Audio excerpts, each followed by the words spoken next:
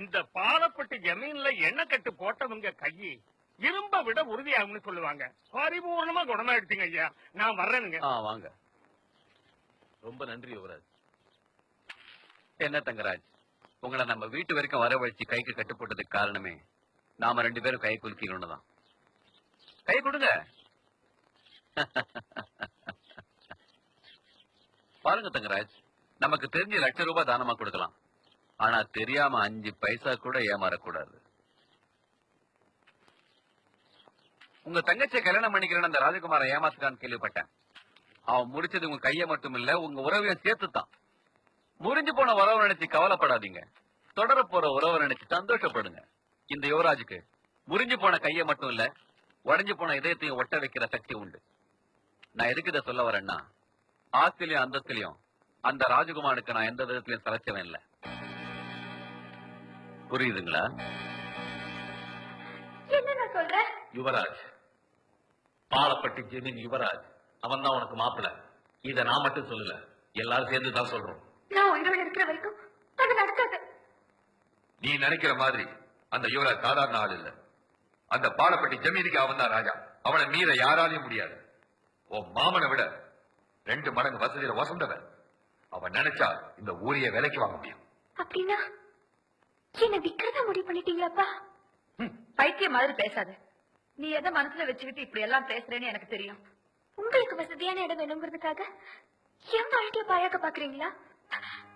இது பாருங்க, நான் என் மனசுல நினைச்சது என் மாமனை மட்டும்தான். அவர் இவ்வளவு சோகத்துல இருக்கும்போது என்ன எப்படி கல்யாணம் பண்ணிக்க சொல்றீங்க? அவரோட சோகம் தீர்ற வரைக்கும் என் வாழ்க்கையில சந்தோஷமே கிடையாது. ஆமா, அவன் பெரிய யோக்கிய. ஊரு ஜனங்க முன்னாடி உன்னை கல்யாணம் பண்ணிக்கிறேன்னு பொய் சொல்லி ஏமாத்திரம் வந்தானடி அவன்.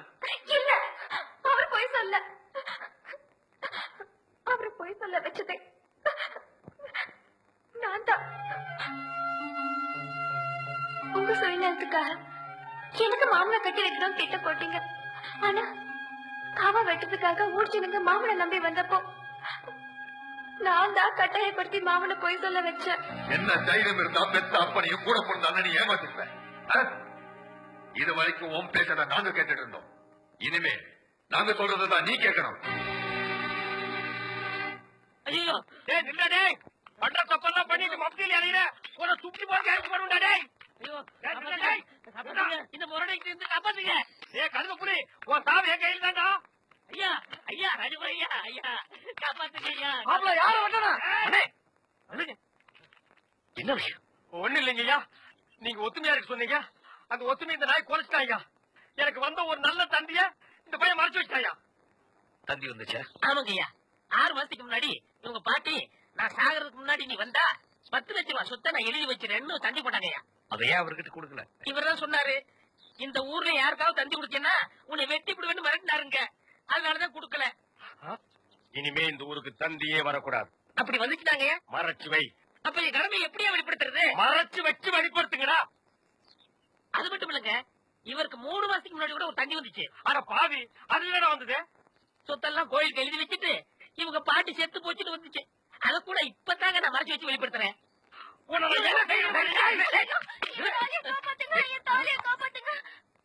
மணிமேகலை, மணிமேகலை, அதாவதும்மா, அதாவது அந்த பால்கார் கண்ணு பண்ற தங்கச்சி கால்ல செருப்பு கூட இல்லாம 7 மாச கற்பனை ஏமா நடந்து வந்த. ஏன் ஒரு கை வண்டியில் உட்கார வச்சு நீ முன்னால எடுத்துட்டு போ. உன் மாப்பிள பின்னாலே பிச்சை எடுத்துட்டு வரட்டும். இது நல்லா இல்லாமா? இதை என்னைக்கு நான் நல்லா இருக்குன்னு சொன்னேன்? ஐயா நல்லா பாருங்க, அண்ணன் அங்க பாருங்க, தங்கச்சி மாப்பிள, பத்தாவதுக்கு இது 2க்கு இன்னும் கொஞ்ச நாள் ஒரு புள்ள ஒண்ணு பிறக்க போகுது. அது என்ன ரேஞ்சில பிறக்கும்னு நீங்களே கொஞ்சம் கற்பனை பண்ணி பாருங்க. அது பிறக்கிறதுக்கு முன்னாடி நம்ம எல்லாம் ஊரை காலி பண்ணிட்டு போறது நல்லதுங்க. சொல்லி வாய மூடல, அவர் காலி பண்ணிட்டு போயிட்டாரு. போங்கடா, ஆளுக்கு ஒரு தெருவுக்கு போய் நாயா பேயா அலைங்க. தங்கச்சி வெயில் அடிக்காதமா, கருத்துருவேன்.